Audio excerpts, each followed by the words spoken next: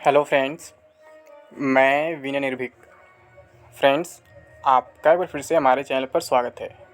तो friends, percentile based normalisation जिसको लेकर के आप लोग आज तक कंफ्यूज्ड हैं, अभी तक समझ नहीं पाए हैं कि इस नॉर्मेशन का मतलब क्या है और इसका क्या इफ़ेक्ट पड़ेगा आपके स्कोर पे, आपके कितने मार्क्स बढ़ेंगे या फिर नहीं बढ़ेंगे, इसको लेकर के आप आज भी कंफ्यूज हैं। और बहुत से यूट्यूबर्स ये अफवाह फैला दिए हैं कि पिछले बार 50-55 नंबर तक नॉर्मेशन में बढ़े थे, तो इस बार भी बढ़ सकते हैं। जबकि सच्चाई ये है फ्रेंड्स, 100 मार्क्स के पेपर में 50 या 55 मार्क्स कभी बढ़ ही नहीं सकते हैं, इम्पॉसिबल है। पिछले बार ऑलमोस्ट 30 मार्क्स तक बढ़े थे, ठीक है। 100 में 30-35 तक एक्सेप्टेबल है, बट 50-55 इज़ मतलब मैं क्या बोलूँ कि हर तरफ से फॉल्स है, झूठ है, ठीक है। मतलब इतना ज़्यादा लोग अफवाह फैलाते हैं, पता नहीं किस लिए, मैं नहीं समझ पाता हूँ। सच्चाई यही, आप खुद सोचो, 100 में 55 नंबर नॉर्मेशन कहीं मिल पाएगा क्या? कभी पॉसिबल है? बट यूट्यूबर्स कुछ अफवाह फैलाए हैं कि 55-56 नंबर तक पिछले बार मिले, तो इस बार भी मिल सकते हैं। उन्हें ये नहीं मालूम है पिछले बार का फॉर्मूला क्या था, इस बार का फॉर्मूला क्या है। और सबसे बड़ा तो ये, कोई फार्मूला हो जाए 100 मार्क्स के पेपर में 50-55 मार्क्स इंक्रीज नहीं कर सकते हैं। पिछले बार स्टेट्स का फॉर्मूला था, इस बार स्टेट्स का फॉर्मूला नहीं है, इस बार परसेंटाइल बेस्ड नॉर्मेशन है। उनको जब दोनों में डिफरेंस ही नहीं मालूम है, तो आपको झूठी उम्मीद दिलाएंगे ही दिलाएंगे कि अगर तुम्हारा 30 नंबर है तो भी उम्मीद रखे रहो। ऐसे ही लोग आपको गड्ढे में डालते हैं, ठीक है। मैं थोड़ा कड़वा बोलता हूँ, कुछ लोगों को बुरा लग सकता है, लेकिन सच्चाई यही है फ्रेंड्स। 30-35 वालों का कोई उम्मीद नहीं है, मैं कल के वीडियो में भी बताया था। और यहाँ पे लिख दिया हूँ कि रॉ मार्क्स ही सब कुछ है, क्योंकि एक भी मार्क नहीं बढ़ेगा। जी हाँ फ्रेंड्स, इस परसेंटाइल बेस्ड नॉर्मेशन में आपका एक भी मार्क नहीं बढ़ने वाला है, क्योंकि आपका जो कंपटीशन है केवल अपने शिफ्ट के ही मेंबर से है, अपने शिफ्ट के ही कैंडिडेट से है। और अगर आरआरसी वाइज बात करें तो आरआरसी प्लस शिफ्ट से ही अपने आपका कंपटीशन है। और प्लस एक बात और जोड़ दें, RRC plus shift plus category, यानी इतना चीज़ फिल्टर करने के बाद आपका कंपटीशन देखा जाएगा, ठीक है।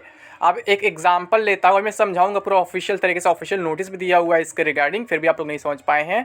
मैं एक एग्जांपल लेता हूँ। सपोज दैट आपके शिफ्ट में 100 कैंडिडेट्स हैं, और मैं यहाँ अभी आरआरसी की बात नहीं कर रहा हूँ या फिर कैटेगरी की बात नहीं कर रहा हूँ, नॉर्मल एक शिफ्ट की बात कर रहा हूँ, ठीक है। 100 कैंडिडेट्स हैं, जिसमें मान लीजिए आपका 75 स्कोर आ गया है, रॉ स्कोर, तो फिर कहेंगे आपका कितना परसेंटाइल बनेगा।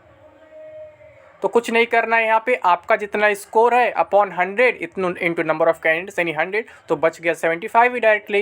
यानी अगर 100 कैंडिडेट्स में आपका 75 स्कोर आ रहा है, तो आपका परसेंटाइल स्कोर भी 75 ही होगा। लेकिन आप ये जानते हैं कि 100 हर जगह होंगे नहीं, एग्जैक्टली कुछ कम अधिक रहेंगे। अब जैसे अभी मैं अपना चेक किया था, मेरा स्कोर था 70.006, मैं अपना परसेंटाइल चेक किया तो 88 पॉइंट समथिंग आया। क्यों? क्योंकि वो डिपेंड करता है कितने कैंडिडेट्स बैठे हुए हैं और आपका स्कोर क्या है। इस वजह से मेरा 70 मार्क्स का परसेंटाइल दिखा दिया 88। कुछ लोग का परसेंटाइल उनके रॉ मार्क्स से नीचे दिखा रहा होगा, क्योंकि उनके मार्क्स काफ़ी कम होंगे इस वजह से। बाकी और कुछ नहीं। यानी कहने का सेंस ये है कि ऑलमोस्ट 12% लोग मेरे शिफ्ट में मेरे मार्क्स से ऊपर हैं। ओनली 12% लोग, मेरा 70 मार्क्स है, यानी कि 12% लोग से ही मैं केवल पीछे हूँ, जितना डेटा है रैंक आई क्यू के पास उसके अकॉर्डिंग, ठीक है। बाकी मेरा एग्जैक्ट परसेंटाइल मुझे लगता है 85 तक भी आ सकता है या फिर 95 तक भी जा सकता है, वो कोई नहीं जानता है, क्योंकि पूरा डेटा तो रैंक आईक्यू के पास है नहीं, मात्र 10-20% डेटा होगा, तो उससे तो आप 100% का अंदाज़ा नहीं लगा सकते हैं। बस मैं इन शॉर्ट आपसे यही कहना चाहता हूँ कि इस नॉर्मेशन प्रोसेस में आपका एक भी मार्क बढ़ने वाला नहीं है। जो भी मार्क है उसी को परसेंटाइल में कन्वर्ट कर दिया जाएगा। मैं आपको ऑफिशियल फार्मूला दिखाता हूँ, शायद तब आपको समझ में आ जाए, ठीक है। और ये फार्मूला केवल ग्रुप डी में लागू हो रहा है, ठीक है। कुछ यूट्यूबर से भी अफवाह फैला दिए थे कि एनटीपीसी में भी लागू होगा, ये होगा वो होगा, लेकिन ये नोटिस केवल ग्रुप डी के लिए था। आप एनटीपीसी का सीबीटी 1 दे चुके, सीबीटी 2 दे चुके, कहीं परसेंटाइल की बात आई क्या? नहीं आई ना। वो नॉर्मल वर्जन वहाँ पे था, बट अफवाह फैला दी कि वहाँ भी परसेंटाइल फार्मूला लगेगा। अरे भाई, परसेंटाइल का नियम तो 12 अगस्त को अभी आया है ना, उससे पहले उसका सीबीटी 1 हो चुका था, सीबीटी 2 हो चुका था। तो ऐसे लोग अफवाह फैलाते हैं। ये देखिए, 12 अगस्त का नोटिस मैं आपको दिखाता हूँ, जो केवल ग्रुप डी के लिए था, लेकिन अफवाह फैला दी कि एनटीपीसी में भी होगा।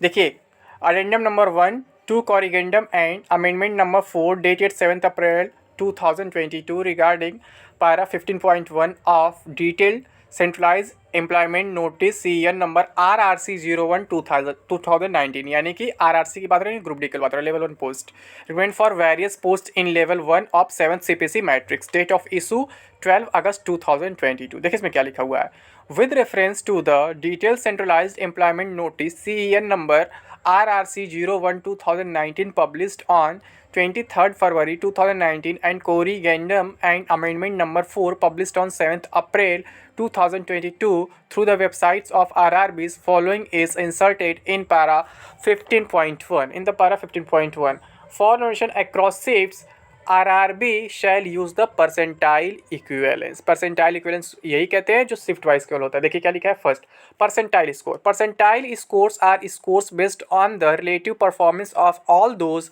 who appear for the examination. The marks obtained are transformed into a scale ranging from 100 to 0 for each shift of examinees. The percentile score is not the same as the percentage of the marks obtained. साफ साफ लिखा हुआ है कि हर एक shift का अलग अलग परसेंटाइल स्कोर बनेगा, और जो परसेंटाइल स्कोर है वो परसेंटेज स्कोर के बराबर नहीं होता है, वो उससे अधिक भी हो सकता है, कम भी हो सकता है, डिपेंड करता है आपका मार्क्स कितना है और कितने कैंडिडेट्स आपके शिफ्ट में अपीयर हुए हैं।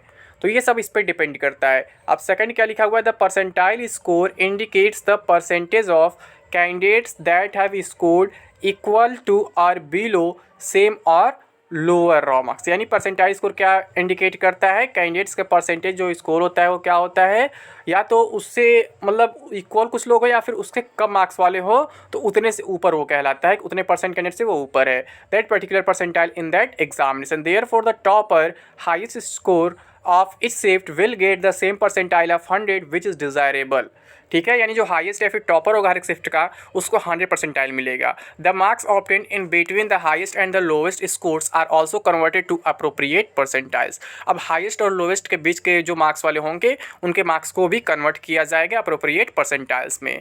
ठीक है, तो समझ में आ गया कि मैं क्या कह रहा हूँ। The percentile score will be the normalised score for the examination instead of the raw marks of the candidate. यानी कि जो आपका परसेंटाइल स्कोर बनेगा वही आपका नॉर्मलाइज्ड स्कोर कहलाएगा। यानी यहाँ पे कहने का सेंस साफ साफ यही है, जिसके जितने अधिक रॉ मार्क्स होंगे उसके उतने ही अधिक परसेंटाइल मार्क्स बढ़ेंगे, यानी इंक्रीज करेंगे इसमें।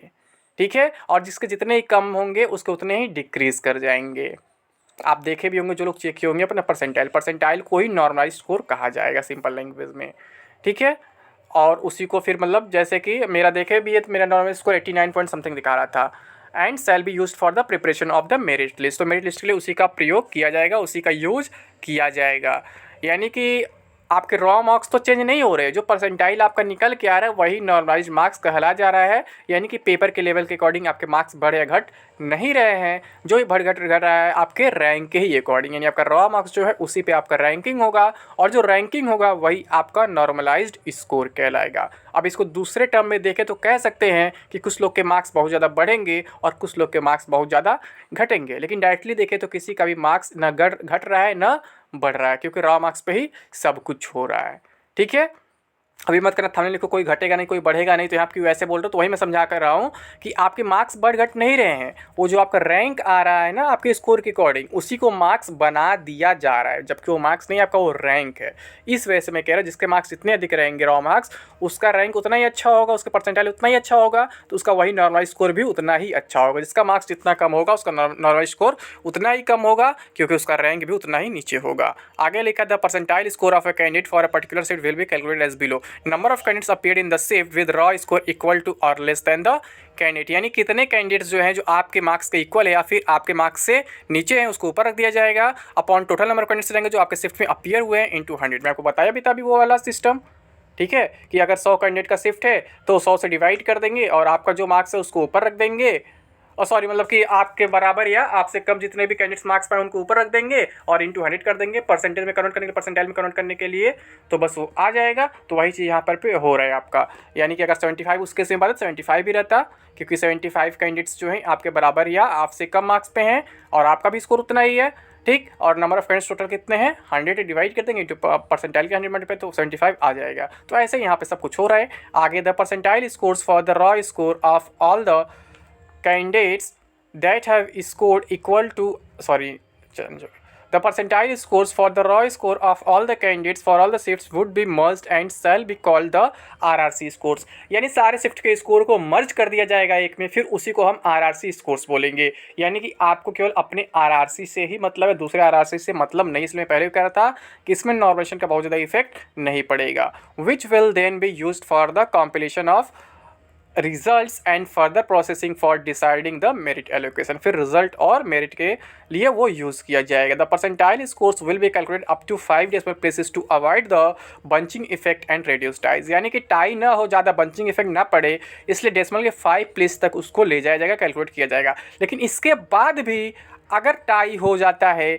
तो आपका एज चेक किया जाएगा, जिसका एज अधिक होगा उसका रैंक ऊपर रहेगा। और अगर एज भी टाई कर जाता है तो फिर आपके नेम का अल्फ़ाबेटिकल ऑर्डर चेक किया जाएगा। ये पॉइंट नंबर 7 में ऐसा लिखा हुआ है, ठीक है। लास्ट में लिखा हुआ है कि रेलवे एडमिनिस्ट्रेशन के पास रिजर्व है राइट कि वो इसके बाद भी फार्मूला वगैरह अपना डिफरेंट फार्मूला अडॉप्ट कर सकते हैं, इसे मॉडिफाई कर सकते हैं, कोई रोक नहीं सकता है। क्योंकि बहुत से लोग कहेंगे ना तुम ये कहते ये नहीं कि मैं केस कर दूँ, ये कर दूँ, ऐसा नहीं होता है, ठीक है। इतना अधिकार होता है रेलवे के पास या फिर किसी भी अथॉरिटी के पास। तो उम्मीद करता हूँ अब आपको ये फार्मूला समझ में आ गया होगा कि परसेंटाइल बेस्ड नॉर्मलाइजेशन क्या है, जो आपको उम्मीद दिला रहा है कि 30 से 70 हो जाएगा, 80 हो जाएगा, वो बिल्कुल फेक बता रहे हैं, ऐसा पॉसिबल ही नहीं है, ठीक है फ्रेंड्स। तो अभी के लिए बस इतना है। Thank you. जय हिंद, जय भारत।